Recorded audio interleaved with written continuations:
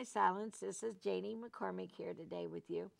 And I want to include you on a Skype conversation that I'm having with a lady that's in Texas. And her name is Darlene Greene, and she's written a book about her domestic violence that she. Say hi to. Hi, Jane. I'm so pleased to be here. Oh, honey, I'm so glad you're here too. Tell me what prompted your family to start this organization. Well, even though I was in a violent marriage, as you said, Yeah. I lost my sister. Well, actually, I lost my sister, my aunt, and my first cousin to relationship violence. They were all murdered by men they were dating. And even though I was in a violent relationship, it was my sister's death that actually propelled us into action, if you will. Ina May, my baby sister, was beaten and shot to death by the father of her two young sons on what should have been her 30th birthday. The coroner tells us that she expired shortly after midnight, so she was 30 years old, around 8 minutes. Oh, Before she no. perished. Yeah, and we felt that it was very important to share the information that we have gained in our healing, if you will, and trying to move past the pain and frustration of losing people we love in this. And I love you for speaking out because that's what I do. The silence is the abuser's, his most important weapon is the secrecy and the silence that's associated with this crime. So part of our objective is to not only speak out about this crime, but to teach our community how important it is to accept the fact that this is a violent crime, that women are not in violent relationships because they want to be. No. They're in this situation for whatever reasons. They can't help it. They're not asking to be abused. So we're not going to re-victimize the victim by saying, well, if it was that bad, she would leave. Or why is she with someone who's abusing her? She doesn't want to be with this person. So we're trying to educate not only the family of victims so they can help their loved ones, but also our community so they can take another look at this crime, how serious it is, and how it really is affecting our community. It affects the whole state, the whole city. Absolutely. It affects everyone. People want to say that relationship violence is a personal family problem. No. It's not a personal family problem when a man goes into a roller rink and shoots 9 people. It's not a personal family problem when a man goes into a beauty salon, kills his wife and 8 employees. That makes it a community problem. So we have to re-educate our community about relationship violence so that we can stop living in this cocoon and understand that it's not just dangerous to the victim, but it's dangerous to our community as well. And we're teaching women that there are resources. I believe my sister died because she didn't know how to leave her abuser safely. And it is a process. We didn't know about safety planning. We didn't know to call the 1-800 hotline or call police victim services. We didn't know any of those things. So in order to save the life of someone we love, we have to understand what the process is for her to leave that situation. And it is a process. The FBI says a woman has a 75% chance of being murdered when she tries to leave her abuser if she stays. So it is the most dangerous time for her. And these women need help. And not only do the women need help, the families as well, because again, we didn't know how to help her. So part of our charge, the Ina Greene Foundation, which is named for my sister, we do classes on teen dating violence, domestic violence awareness, safety planning, when the violence follows you to work, when the violence follows you to church. Wow, and this is to help the community understand how to help this person who is in crisis. That's wonderful. Yeah, well, all these areas are affected when there is a victim of relationship violence in that arena, be it at work, be it at church, be it amongst your family members. We've heard many times how a man will go and shoot his estranged wife or girlfriend and often kill her family.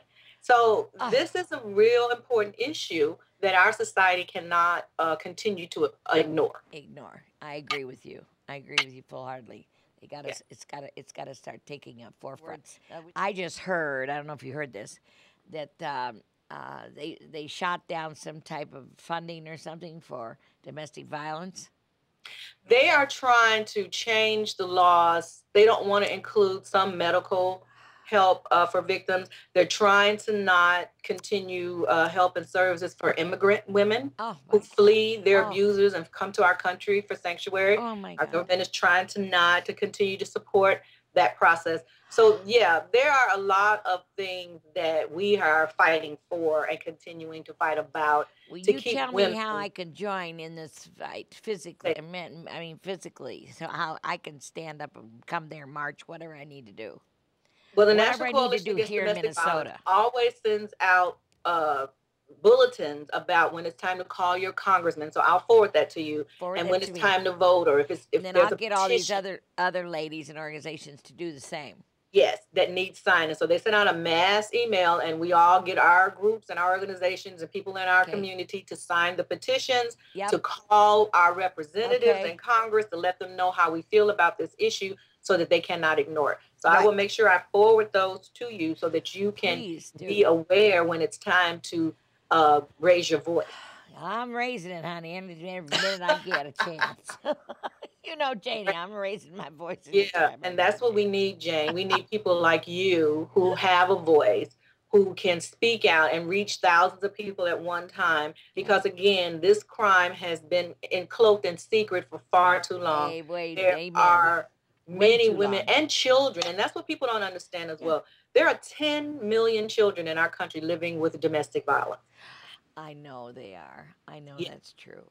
I and know. and when and in the reported cases of relationship domestic violence, when a child is killed during a domestic dispute, so in the 6 million cases that are reported, 90% of the time that child is under the age of 2 years old. Oh Lord, I know that just breaks your heart. Yes, so It it's a, just, it's a very it's serious very problem in our serious. country that Yes. we have to address. What would you say to a woman who is in a relationship and begins to see signs that her, new partner has a dark side, maybe possibly, and could maybe become abusive? I mean, do you feel like there maybe is a sign or something? Yes, there are many, many red flags. We know the basics is if he's being aggressive, possessive, controlling, manipulating her and her time, not wanting her to spend time with her family and her friends, worrying about what she's doing when she's not with him, who she's Uh-huh. emailing, who she's calling on the phone, looking at her phone to see who she's texting. Uh, On our website, www.inamagreene.org, we have a list of red flags and warning signs. And I okay. tell women, if you see 3 or more of these in your Get relationship, out of it. you might want to reevaluate your relationship with this man because it may not end well. And as women, we want to take on the responsibility Yeah. of nurturing and developing our relationships. Well, we always do want to be like that, but Yeah, sometimes but there's some times to back relationships away. we should walk away from. We don't listen to our instincts. We second guess ourselves. Yeah, Our and that's instincts true. tell us right away there's a problem here, Yeah. but we rationalize it away. Oh, Well, they just nobody's need more perfect. love from us. Yeah, exactly. So yeah, there are Cut our warning own signs, and throats. we have to pay attention to that Yeah, as women. you're right. Tell us about your first book, My first book, When You Live in I Fear. have a Show um, it to us. When You Live in Fear.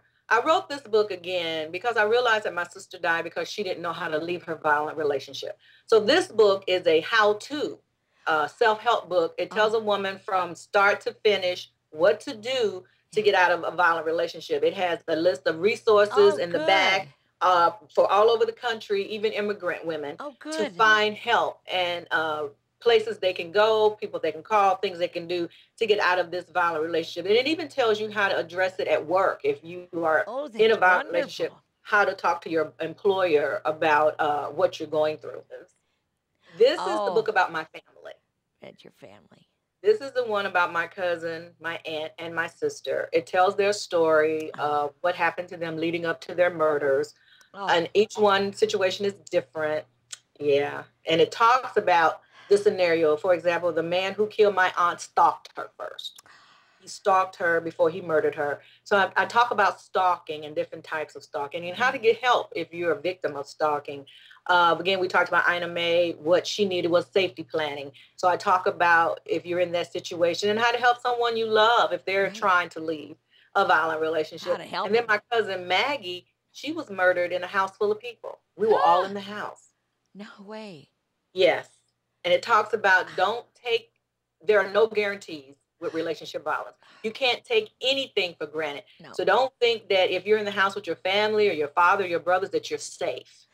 And I give examples of how to break up safely. Yeah, you got to be careful how you break up. Yeah.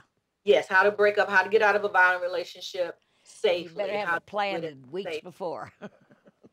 A lot of things, men bully us a lot. If you call them up and say, well, relationship is over, you owe it to me to tell me to my face. You can't break up with me. Who says I can't break up with you over the phone? I'm doing it right now. Over the phone, I'm doing it right now. Right, that's right. I'm not meeting you. I'm not meeting you at your house. I'm not meeting you in a restaurant because he could follow you. I'm not meeting you outside my job. It's over. Don't call me. No. Because I know a couple's breaking up right now, and I'm worried about her. So yeah, it's unfortunate that we have to give up so much to leave a relationship and move out of our apartments or move out of our homes. But your life's worth it. Yes, absolutely. Our lives are worth more than where we live. Things. Yes. More than things.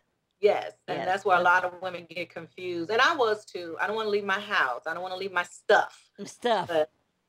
But if I had it to do over, if I knew now what I knew then, what I know now, I would have walked away, left him, house, car, furniture. I did. I walked away. I did. I walked away from everything. Good for you. I walked away from Cadillacs, home, jewelry, clothes, everything. Good for you. When he shot at me out in the desert, tried to kill me, I was on the next jet plane out of Vegas. Good for you. Excellent. And so many women don't. They want to stay around to see what he's going to do next. And when it gets that far, it's time to go. Because when they're shooting at you to kill you, it's time to take a walk out there. And don't you worry about none of that stuff. Because it's stuff. You can get stuff again. I always got other stuff. I got stuff now. I've had 3 households of stuff since that happened. Me too. But we need people to I look around my place and I go, where'd I get all this stuff? Yes, more stuff. But we're not thinking about that in the moment. We need someone to say to us, girl, you can get some more stuff. You can get some more stuff. You can't get another you. So leave these things and leave this man, leave this house. Yep. Don't come back. Don't tell him where you're going. Don't tell him where you're going. Start over. A lot of times women try to play games. Oh, I'll let you know where I am, and then she's thinking, oh, maybe he'll tell me how much he loves me, and I'll go back to him, and everything will be okay. That ain't happening. Yeah. Once he's violent to you, that's it. Oh, he's not gonna change. He's not gonna, and it gets worse. It does. It absolutely does. Once they hit you or push you, then they hit you again, then they hit you again, and they push you, then they start beating on you. Yeah. And then he's cracking sorry. Your skull open and different things, yeah. He's sorry, but he's doing it again. And we tell women, these men are not, he didn't snap. Somebody at work didn't piss him off that he's coming home and abusing you. No. I bet you if his boss tells him something he doesn't like, I bet he doesn't slap him. I bet he doesn't slug him, no. I bet if a police officer pulls him over and gives him a ticket, he doesn't slap him. I bet he doesn't. So he knows what he's doing. He's not out of control. No. He's using that as an excuse to mistreat the woman he's supposed to say he loves. So we tell him he doesn't love you if he hurts you. No, love doesn't hurt. No, it does not.